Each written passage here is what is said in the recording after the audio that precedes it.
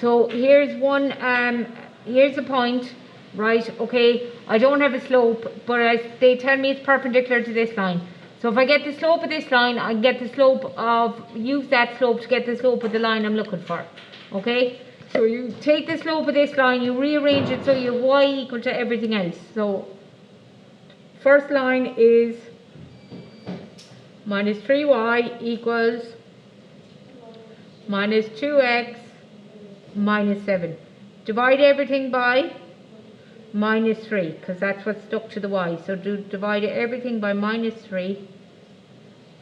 So the minus 3's cancel here, you're left with y, which is what I want. A minus divided by a minus is a plus, and then that's 2 over 3x. And not that it matters this bit, because you don't need to use it, but we might as well get it right. A minus divided by a minus is a plus 7 over 3. So what's the slope of this line? 2 over 3. Right, okay, so the slope of that line is 2 over 3. That's not the line you're looking for. The line you're looking for is perpendicular to that line. So what's the new slope? Minus 3 over 2. Turn it upside down and change its sign. So overall, that's a plus, so it's now a minus, and it was 2 over 3, now it's 3 over 2. Yes? No, it doesn't matter if you put it on top with the 3, if you put it in front, or even if you put it on the bottom. Nobody ever writes it on the bottom, but sometimes I put it at the front, and sometimes I put it with the 3. Okay, so it actually doesn't matter as long as it's there somewhere. Is that okay? Right, so back then to up here, right, okay, I want to get the equation of the line, so it's y minus y1. I'm ready to fill in now, because I have my point. They gave it to me in the question, so the point is 4 minus 1. So I call that x1, y1, and the slope, my new slope is now minus 3 over 2. So fill in. So it's y minus 1. So I have two minuses. First minus from the formula, second minus is part of y1, right, equals m, which is minus 3 over 2 into x minus 4. Okay, would it be okay if I went like this? Have I cut anyone off? Right, okay, so remember 2 minuses in a row will give me a plus, so that's y plus 1 equals minus 3 over 2 into x minus 4.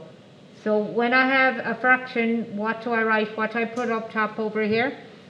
The 2. So it's 2 times y plus 1 equals minus 3 into x minus 4. So I have to multiply into 2 brackets now. So 2 by y is 2y, 2 by 1 is 2. Multiply in here by a minus 3. Minus 3 by x is minus 3x. And minus by minus is a plus, 3 by 4 is 12. Okay, so then we're rearranging. So we have x term, y term equals number. So build a wall, it's there, right, x term comes over and goes first, so it becomes a plus 3x. Y is here already, so it stays as plus 2y. Over this side, I have a 12 here already, and the plus 2 comes over and becomes a minus 2.